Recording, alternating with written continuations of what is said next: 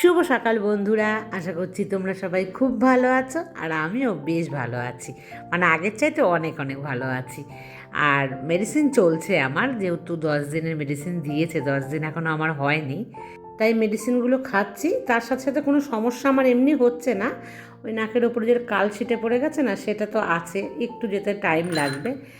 আর কী বলতো, কাজ ছাড়া থাকা যায় না, মানে আমার ভালোই লাগে না কাজ ছাড়া যে রয়েছি না বসে। আর কালকে কিন্তু একদম কোনো ব্লগ করিনি, আর তোমাদেরকে কালকে আমি কোনো রকমভাবেই কিন্তু ব্লগ দেইও নি। তোমরা সবাই আমাকে বলছিলে যে একটু রেস্ট নাও, তো একটু আমি রেস্টও নিয়ে নিলাম। আর সেই কারণে কোনো কিচ্ছু করিও নি, একদম টাচ করিনি মোবাইল আমি। যাই হোক বন্ধুরা, আজকে কী করছি একদম সকাল থেকে সন্ধ্যে পর্যন্ত সবটাই কিন্তু তোমাদের সাথে আমি শেয়ার করব। তোমরা কিন্তু আমার সাথেই থাকো। আর আমার যে দুর্ঘটনা ঘটেছে তার কয়েকদিন আগে কি হয়েছে দেখো, আমি তোমাদেরকে বলিনি, ভেবেছিলাম বলবো আস্তে ধীরে, কিন্তু বলার আর সুযোগই পেলাম না। তার মধ্যে আমার এরকম ঘটনা একটা ঘটে গেল। আমার হাজব্যান্ড একদিন ফোন করে আমাকে সকালবেলা বলছে আমার হাজব্যান্ডের বাঁ চোখে ওই সেই চোখটা দিয়ে ও কিছু নাকি দেখতে পাচ্ছে না। হঠাৎ করে একদম মানে এরকম ঘটনা। ওর কিন্তু চশমা মানে আগেও কখনো নেয়নি, ওর লাগেইনি, তার জন্য ও নেয়নি। তবে একটা বয়স হলে যে হয় না যে চশমা লাগে, তো মনে হচ্ছিল সেরকমই কোনো একটা সমস্যা। মানে একদম ব্লাইন্ড চোখটা, বাঁ চোখটা ওর হয়ে গেছে। দিয়ে ও যেখানে এখন ইলেকশন ডিউটিতে এসছে সেখানে কোনো রকম ভালো ট্রিটমেন্ট বলে কিচ্ছু নেই। তো খুব একটা চিন্তায় পড়ে গেলাম, যে বললাম ওখান থেকে তুমি দেখাও ডক্টর। তো ওখানে খবর নিয়ে দেখেছে ওখানে কোনো ভালো মানে ডক্টর নেই ও যেখানে আছে। তারপরে আমি বললাম যে তাহলে তুমি এক কাজ করো, ছুটি নিয়ে বাড়ি আসো। তো ওকে বাড়িতেও ছাড়ছে না যে যাওয়ার জন্য।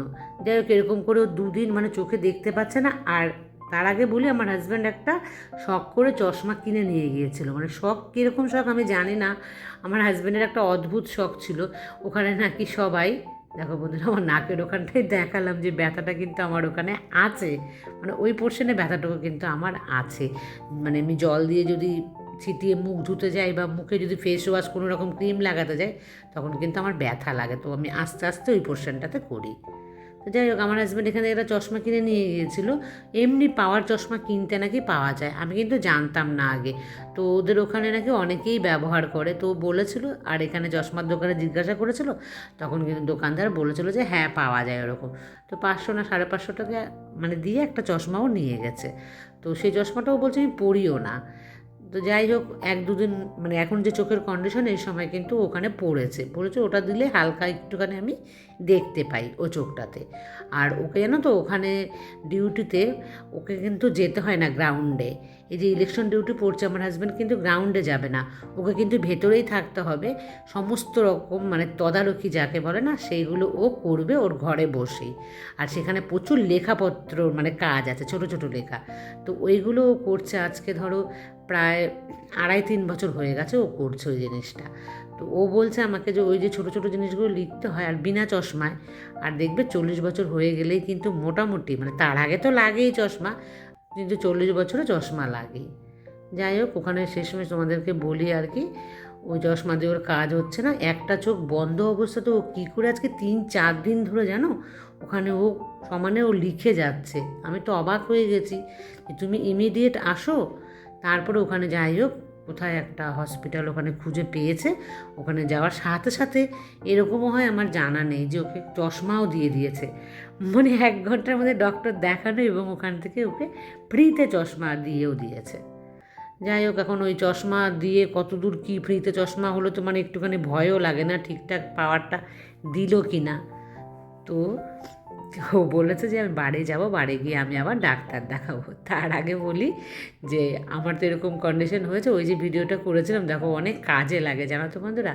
আমাকে একজনা বলেছে বাবা ওরকম বিপদের সময় মানে বিপদটা না সামলে আগে ক্যামেরার সামনে চলে এসছে।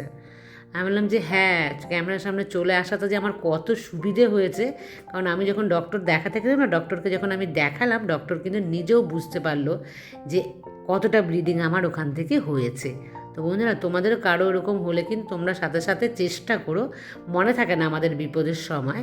প্রথম ক্ষেত্রে মানে প্রথম যখন আমার ব্লিডিংটা হলো সেটা আমার মনে ছিল না, সেকেন্ড টিপেরটা কিন্তু তোমাদেরকে আমি দেখিয়েছি। তোমরা কিন্তু এরকম রেখো, লোকের কথায় কান দিও না, লোক ওরকম অনেক রকম কথাই বলবে, কিন্তু ওটা দেখানো তো অনেক সুবিধা হয়েছে। আর ওই ভিডিওটাই আমি পাঠিয়ে দিয়েছি আমার হাজব্যান্ডের কাছে, তো আমার হাজব্যান্ড কিন্তু ওটা দেখিয়েছে ওদের যে বড় অফিসার আছে তাদের, মানে যারা ছুটি দেয় আর কি, স্যাংশন করে। তো ওটা দেখানোতে কিন্তু অনেকটা কাজে লেগেছে। সে বলেছে আর দেরি করিস না, তুই এক্ষুনি বাড়ি যা, মানে তোর বউর এখানে, মানে যেহেতু তুই কাছাকাছি আছিস, তো এরকম ঘটনা ঘটেছে, তুই যা আর গিয়ে তোর ডক্টরটাও দেখিয়ে আসিস। তো ওই দেখানোতে ওরা বুঝতে পারলো না, মুখের কথা তো বিশ্বাস করতো না যে এরকম ঘটনাটা ঘটেছে, তার জন্য ওই ভিডিওটা কতটা জরুরি। যাই হোক, ও ছুটি মানে বলেছে যে পাবে, তো আসলে কিন্তু ওকে নিয়ে আবার চোখের ডাক্তার আমার দেখাতে যেতে হবে। আর আমারও কিছু টেস্ট ফেস্ট বাকি রয়েছে, মানে অনেকগুলো টেস্টই দিয়েছে ডক্টর, সেগুলো তো করায়নি, বসে আছে যেহেতু, মানে ও কাছে আছে বলে, না হলে তো আমি চলেই যেতাম। আর বন্ধুরা, আজকে কিন্তু আমি নিজেই দেখো করছি, আটা মেখে রুটি করছি। আর সকালবেলার দিকটা না আমিই করি, দুপুরে রান্না কিন্তু মা করছে। কারণ কি বলতো, সকালবেলার দিকটাতে মা ওই ঠাকুর পুজোটা দেবে, তো তো ওই সময় মা কী বলতো, আমার মতন তো তাড়াতাড়ি করতে পারে না সমস্ত কাজ, ধীরে সুস্থে করে। তাই আমি বললাম ঠিক আছে তুমি ওটাই করো ধীরে সুস্থে, ওটা অনেক বড় একটা মহান কাজ। আর আমি এদিকে জলখাবারটা বানিয়ে ফেলি, তাহলে মা পুজো করে আসলে ঝটপট কিন্তু মানে তাড়াতাড়ি আমাদের সকালের জলখাবারটা খাওয়া হয়ে যাবে। আর মার আশা বসে থাকলে অনেকটা দেরিও হবে, আর আমি যখন সুস্থ আছি, তাই না। আর মুন আমাকে বলেছে ওর ঘরে ছোট লক্ষ্মী ঠাকুর আছে পেতলের, তো একটা বড় কিনতে চাই, তো ছোট যে পেতলের ঠাকুরটাকে ও কী করবে বা কোথায় রাখবে। প্রথমে তো ঘরে যে কোনো একটা ঠাকুর থাকলে বিগ্রহ কিন্তু নেওয়া যায় না দ্বিতীয় আর একটা, সেটা ছোট হোক বা বড় হোক। আমার ঘরে দেখতে পাবে গোপুসোনা কিন্তু খুব ছোট, আমি কিন্তু দ্বিতীয় আর একটা নিতে পারছি না। আমি কিন্তু খুব চাই মন থেকে একটা বড় বিগ্রহ নিতে, মানে গোপুসোনাকে, কিন্তু আমি দেখো তারপরেও নিতে পারছি না। কারণ কি ঘরে, কারণ গৃহে হচ্ছে একের বেশি মূর্তি কোনো রকমভাবে কিন্তু রাখা যায় না, এটাই একদম নিয়ম বিধি সংসারের যে সুখ শান্তি সেই দিকটাতে। তো তোমার ছোট আছে, সেই ছোটোকে নিয়েই থাকতে হবে, যেহেতু তুমি কিনে ফেলেছো একবার। আমার যেরকম গোপুসোনা ছোট, আমি কিন্তু মন চাইলেও আর বড় গোপুসোনা নিতে পারছি না। আমার গোপুসোনা কিন্তু আমার মায়ের, মা বলেছিল যে আমি নিয়ে নেব, তোকে একটা বড় কিনে দেবো, কারণ আমার গোপুসোনাকে দেখাই যায় না। তবুও কিন্তু দেখো আমি নিতে পারছি না, যতক্ষণ না পর্যন্ত ধরো আমার এই গোপুসোনাকে মা যদি একদম কমপ্লিটলি না নিয়ে নেয়, ততক্ষণ পর্যন্ত কিন্তু আমি আর একটা গোপুসোনা এনে রাখতে পারবো না। তবে আমার মা নিয়ে রাখবে কোথায়, মা তো করতেই পারে না পুজো, সেই কারণে মাকে আর আমি দিতেও পারবো না। আর আমি নতুন করে কোনো যে গোপুসোনাকে বড় দেখে এনে স্থাপন করব সেটাও হবে না। আর মা লক্ষ্মীর ক্ষেত্রে তো একদমই করতে নেই, এটা আমার জানা। মা লক্ষ্মী তুমি কাউকে দিয়েও দিতে পারবে না, তোমার মা লক্ষ্মীর মূর্তি অন্য কাউকে দেওয়াটা আমার মনে হয় একদমই ঠিক হবে না। কিন্তু যাই হোক, তুমি আরও কারো বড় কোনো কারো উপদেশ মানে মেনে দেখো যে তারা কি বলে বা ঠাকুরমশাই কী বলে। আর এই দেখো বন্ধুরা, এখন কটা বাজে বাজে, সকালের আমরা জলখাবার খেয়ে নিয়েছি, আর এখন কিন্তু এসছে সে বলেছে সকালবেলায় আসবো, তবে জলখাবার খাবো না, তো আঙুর ফল নিয়ে এসছে এখানে। তো ভাবলাম যে ভেতরে নিয়ে যাই না, আগে ঠাকুরের জন্য রেখে যাই এখানে, এখান থেকে পরে আমরা নিয়ে নেব। মা তো পুজো করে একদম চলে গেছে ওপরে, আর আসার সাথে সাথে বলছে জল দাও। আমার না মনে থাকে না জানো তো বন্ধুরা। এই দেখো, এটা একটা কোল্ড ড্রিঙ্কসের বোতল, ও কিনে রেখে গেছিল না সেই আগের বার, সেটাই কিন্তু আমাকে বলছে ওটা আছে না ফ্রিজে দাও। আর গুড় বাদাম কারা কারা ভালোবাসো, ও যতবার আসে ট্রেনে করে যদি আসে না, আমার জন্য কিন্তু অবশ্যই গুড় বাদাম নিয়ে আসে, ভীষণ আমার ভাল লাগে এটা খেতে। বললো তার আগে আমাকে একটুখানি নর্মাল জল দাও, তারপরে আমি কোল্ড ড্রিঙ্কস খাবো। আর এখন বলে দিই ঘড়ির কাঁটাতে বাজে 11টা 10 কি 15 এরকম। তো ও এসছে আর বলে সকালের খাবার খাবো না, ও ট্রেন থেকে নাকি কি ঘুগনি খেয়েছে, আর কি বললো গুড় বাদামের প্যাকেটও একটা নাকি খেয়েছে, দিয়ে বলছে খাবো না। আর ও জরুরি কাজেই এসছে। বন্ধুরা, কোথায় যাব তোমাদেরকেও আমি দেখাবো। আর মাকে একটু আমি এই যে কলমি শাক কেটে দিলাম, মা কিন্তু রান্না করছে, সকালের জলখাবার আমি বানিয়েছিলাম। এই দেখো মা কি বসিয়েছে কড়াইতে। আমি তখন কিন্তু প্রেশার কুকারে সিটি দিয়ে দিয়েছি, কি বলো তো, এঁচোড় এনেছিলাম, তোমরা দেখতেই পেয়েছো। তো মা কিন্তু সেটাই রান্না করছে। এই দেখো এঁচোড়কে সিটি দিয়ে মায়ের সাইডে রেখে দিয়েছে, তো এঁচোড় চিংড়ি হবে। আর তার সাথে কী হবে রান্না দেখো, এখানে এই পাশে কেটে রেখেছে মা, এই যে মাছ, চুনো মাছও আছে, চুনো মাছ খেতে আমি, আমার হাজব্যান্ড, আমার মা তো ভালোবাসেই, কোনো কথা নেই। এই দেখো মা রান্নাও করে নিয়েছে, এঁচোড় চিংড়ি, কলমি শাক ভাজা, ওখানে চুনো মাছের চচ্চড়ি, আর সকালের একটু কুমড়ো সবজি বেঁচে আছে, ওটাই দিয়ে কিন্তু আমি আর আমার হাজব্যান্ড দুজনে খেয়ে নিয়েছে, মা কিন্তু খায়নি। আর এখন কটা বাজে বলো তো? এখন কিন্তু ঘড়ির কাঁটাতে বাজে প্রায় ওই 1টার কাছাকাছি, মানে খুব তাড়াতাড়ি খেয়ে নিয়েছি। দেখো আমি অসুস্থ, তারপরেও কিন্তু আমি বেরিয়ে যাচ্ছি। কোথায় যাচ্ছি বন্ধুরা? তোমাদেরকেও এক ঝলক নিয়ে যাব, অনেকটাই দূরে যাচ্ছি। আর মাঝরাতে মানে বাড়ি থেকে বেরোতে স্কুটিটা খারাপ হলো জানো তো, দোকানে দিয়েই তারপরে অটো করে আমরা চলে আসলাম। কে কে চেনো এই জায়গাটা বলো? সঞ্চিতা মনে হয় চেনো, ও তো নবদ্বীপ নাকি অনেকবার হয়তো গিয়েছে। তো এটা কিন্তু নবদ্বীপ। আর বন্ধুরা এই দেখো নীল রঙের, আমি তোমাদের দেখাচ্ছি, এই নীল রঙের এই যে মানে ব্রিজ মতো রয়েছে না, এটার ও পাশে যে একটা ঘাট আছে, ওই ঘাটে কিন্তু আমি ছোটোবেলায় স্নান করতাম। তো আমার ছোটোবেলার নদীর ঘাট এটা, আর এই ঘাটটা আমার বাপের বাড়ির খুব কাছে। তো তোমাদেরকে আমি একটু লোকেশন বলে দিলাম যে আমি কোথায় স্নান করতে আসতাম। আমার ছোটোবেলা প্রচুর প্রচুর এই গঙ্গাতেই কিন্তু আমি স্নান করেছি। আর আমি ছাতা আনিনি, এত বোকার মতো কি রোদ, মাথা মনে একদম ঝিনঝিন ঝিনঝিন করছে এই রোদের মধ্যে। দিয়ে আমি কি করলাম দেখো, এই যে একজন বোন মতনই হবে আমার, তো ও ছাতা নিয়ে দাঁড়িয়েছিল। আমি বললাম, বোন তোমার ছাতার ভেতরে একটুখানি আমি কি ঢুকবো? দিয়ে বলছে হ্যাঁ হ্যাঁ ঢোকো। দিয়ে আমি আবার ওর ছাতার মধ্যেই ছিলাম, মানে যতক্ষণ আমি নৌকোর মধ্যে ছিলাম। তো তারপর দেখো আমি আর আমার হাজব্যান্ড দুজনে মিলে কিন্তু চলে যাচ্ছি। এটা তো স্বরূপগঞ্জ ঘাট দিয়ে নবদ্বীপ যেতে হয়।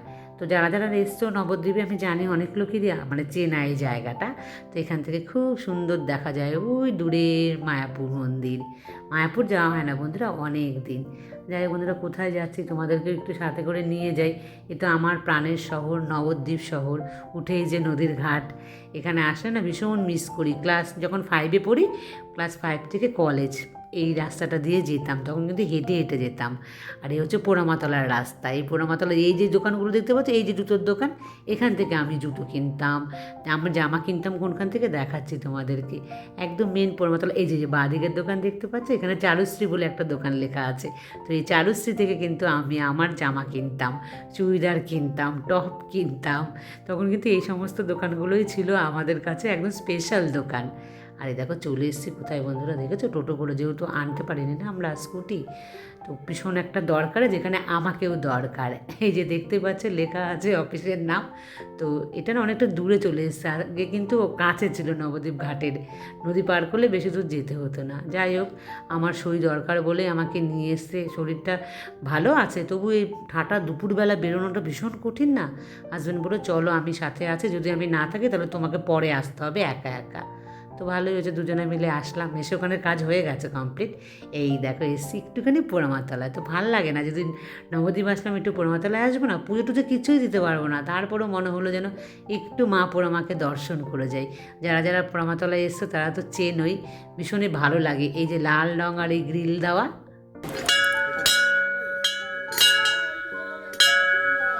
মা পোড়ামা হচ্ছে ভীষণ জাগ্রত। আমরা জানো তো যখন এই তারাসুন্দরী স্কুল, তো এখান থেকে খুবই কাছে, স্কুল দিয়ে যখন যেতাম ছুটির সময় এই মন্দিরের ভেতর দিয়ে ঢুকে গিয়ে রাস্তা দিয়ে বেরোতাম।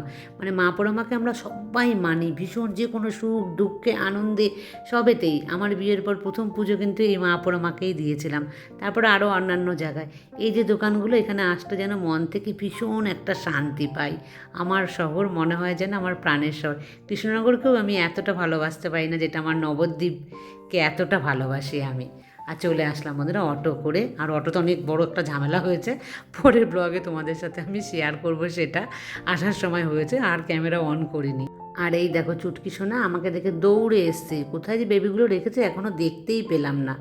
আর নবদ্বীপ গেছি কিছু আনবো না বন্ধুরা, তা তো হতে পারে না, চলো দেখাবো। কয়েকটা জিনিস নিয়ে আসলাম নবদ্বীপ থেকে, তো ভাবলাম তোমাদের সাথে একটুখানি শেয়ার করি। আর আমি মোটামুটি ভালোই আছি এখনো। নবদ্বীপ গেলে কিছু না কিনলে ভালো লাগে না।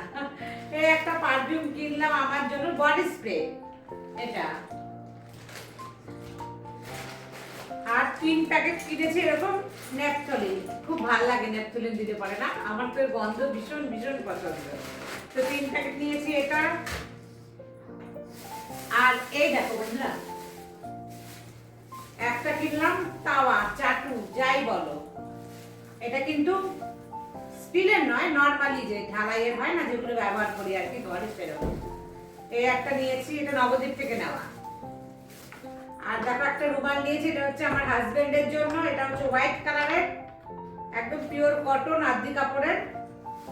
আর গপু সোনাদের জন্য আমি আবার কয়েকটা কিনলাম। এই দেখো এখানে আমি 3টে কিনেছি, এমনি নর্মালি যেগুলো 10 টাকা করে সেগুলো নিয়েছি। এই একটা কালার, এই একটা কালার, এই 3টে নিয়েছি এখানে। আর এইগুলো দেখো যে আমার কিচেন টাওয়াল লাগে না, সেখান থেকে আমি কিচেন টাওয়াল যে লাগে সেগুলোই আমি নিয়েছি 2টো, একদম কটনের কিন্তু এগুলো। আর খুব কম দামে পাওয়া যায় নবদ্বীপে, তো তার জন্য 2টো নিয়ে নিয়েছি। আর ঠাকুরের জন্য নিয়েছি খুব সুন্দর, আমার এটা অনেক দিনের শখ ছিল এরকম গ্লাস। আমি না এখানে কৃষ্ণনগরে পাচ্ছিলাম না, তো নবদ্বীপে গিয়েছি, ওখানে পেয়ে গেলাম, তো নিয়ে নিয়েছি। এত ছোট জিনিসের দাম আছে অনেক। এই যে এই 2টো কিউট গ্লাস, দাঁড়াও সামনে থেকে দেখাই। এই দেখো বন্ধুরা কি কিউট কিউট না, আমার তো এত পছন্দ হয়েছে। আর ভীষণ ভারী কিন্তু এই গ্লাস দুটো, তো ওই পুজো ওকেশন হলে আমি এই গ্লাসগুলো ব্যবহার করব বলে ভেবেছি। আমার কাছে ছিল বড় বড়, আর সেগুলো কিরকম সোজা সোজা ভাল লাগে না। আর এটা দেখেছো আমি নিয়েছি লক্ষ্মীর ঘট বসাবো, লক্ষ্মীর ঘট যেটাতে বসে না সেটা একটু ছোট, জল পড়ে যায়, তো সেই জন্য ভেবেছি যে এইটার মধ্যে যদি বসাই তবে আমার ওখানে জায়গাটা ঠিক এতটা হবে কি না বুঝতে পারছি না। যাই হোক, নিয়ে তো নিলাম। তোমাদের কেমন লাগলো কমেন্টস করে অবশ্যই জানিও। তাহলে বন্ধুরা ব্লগটাকে আমি এই পর্যন্তই রাখছি, আবার দেখা হবে নেক্সট ব্লগে। ততক্ষণ তোমরা সবাই খুব ভালো থেকো।